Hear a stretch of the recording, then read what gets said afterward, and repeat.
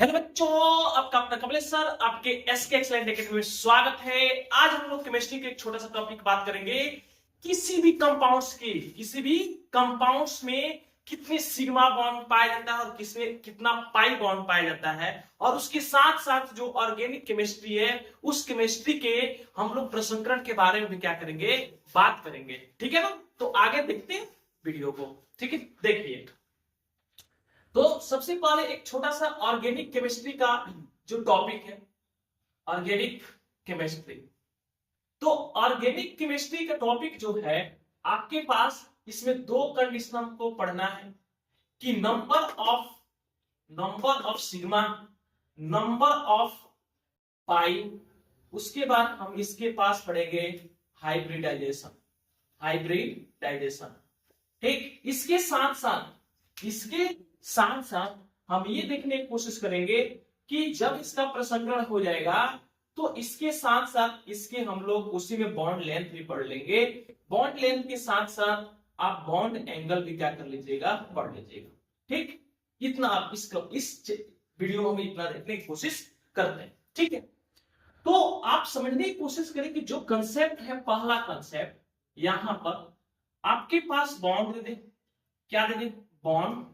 Bond के बाद आपके पास नंबर ऑफ सिग्मा, यहां पर आपके पास नंबर ऑफ क्या दे दिए, पाई।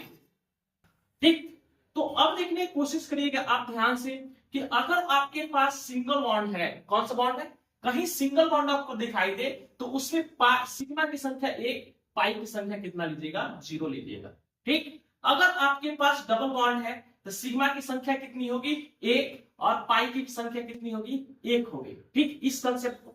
उसके बाद आपके पास ट्रिपल बॉन्ड आ जाएगा। कौन सा बॉन्ड आ जाएगा, ट्रिपल बॉन्ड आ जाएगा। ठीक है, तो ट्रिपल बॉन्ड आएगा तो सिग्मा की संख्या 1 और पाई की संख्या कितनी होगी, 2 होगी। इतना आपको याद रखना है, इसमें कोई दिक्कत नहीं है।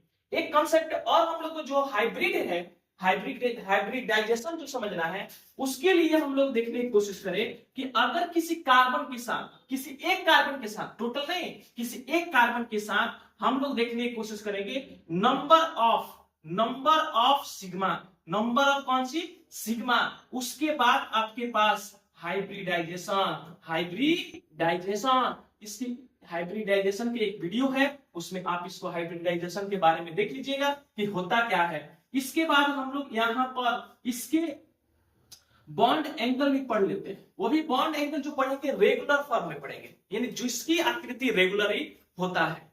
ठीक है, तो अब देखने की कोशिश करें इस कंसेप्ट को कि अगर आपके पास नंबर ऑफ सिग्मा 2 है तो उसकी प्रसंस्करण जो होती है आपके एसपी होगा। उस कंडीशन में आपका जो एंगल होगा वह 180 डिग्री होगा। उसके बाद हम लोग नंबर ऑफ सिग्मा के बारे में बात करते हैं तो आपके पास एसपी स्क्वायर होगा। ये देखने की कोशिश, इस कंडीशन में आपका जो एंगल होता है 100 कितना डिग्री होता है, 20 डिग्री होता है। अगर अगर नंबर ऑफ सिग्मा की संख्या अगर 4 हो तो आपके प्रसंस्करण जो होगा एसपी क्यू होगा, यानी इसमें आपका एंगल जो होगा 90 डिग्री का होगा। ये किस फॉर्मेट के बारे में बात कर रहे हैं, यानी रेगुलर आकृति के बारे में, नियमित आकृति के बारे में हम लोग क्या करते हैं, बात कर रहे हैं। इसके बाद हम लोग जो अगले वीडियो में देखेंगे इरेगुलर के बारे में भी क्या करेंगे, हम लोग बात करेंगे। बात समझ में, तो ये टॉपिक आपको समझ में आना चाहिए। आ भी गया होगा, कोई दिक्कत। जहां सिंगल बॉन्ड होगा सिग्मा की संख्या 1,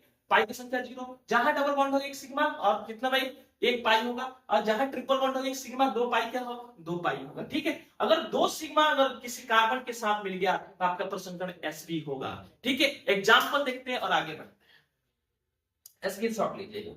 ठीक, देखिए एग्जांपल में सबसे पहले हम उठाने की कोशिश करते हैं आपके पास ऑर्गेनिक का सबसे सिंपल जो होता है जिसको हम लोग एथेन कहते हैं। कौन-सी कहते हैं, एथेन। ठीक है, तो एथेन के जो सूत्र होता है वह C2H क्या होता है, 6 होता है। तो आप बिना सोचे समझे इसको हम लोग स्ट्रक्चर बनाते हैं। यहां पर आपके पास क्या आएगा, H आएगा। यहाँ पर भी आपके पास क्या आएगा, H आएगा। एक वीडियो है स्ट्रक्चर के बारे में, आप उसको सर्च करके देख लीजिएगा। ठीक है, उसके बाद जो आप कह रहे हैं कि इसका नंबर ऑफ सिग्मा निकाले, क्या निकाले, नंबर ऑफ सिग्मा, तो नंबर ऑफ सिग्मा जितना सिंगल बॉन्ड है उतना आपका सिग्मा होगा। तो 1 2 3 4 5 6 7, यानी टोटल सिग्मा की संख्या कितनी हो गई? 7 हो गई।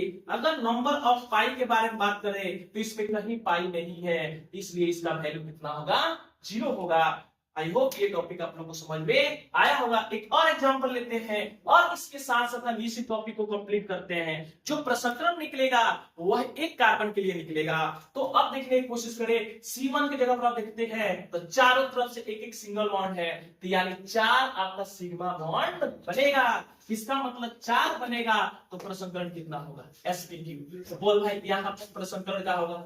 sp3। तो यहाँ पर भी क्या होगा? sp3 होगा। ठीक है, तो ये जो कंपाउंड है इस प्रसंकरण के द्वारा बना है sp3 sp के द्वारा। ठीक है, एक और एग्जांपल लेते हैं जो आपके एग्जाम में बार बार वही क्वेश्चन क्या करता है, पूछता है, जिसका नाम है एथिलीन।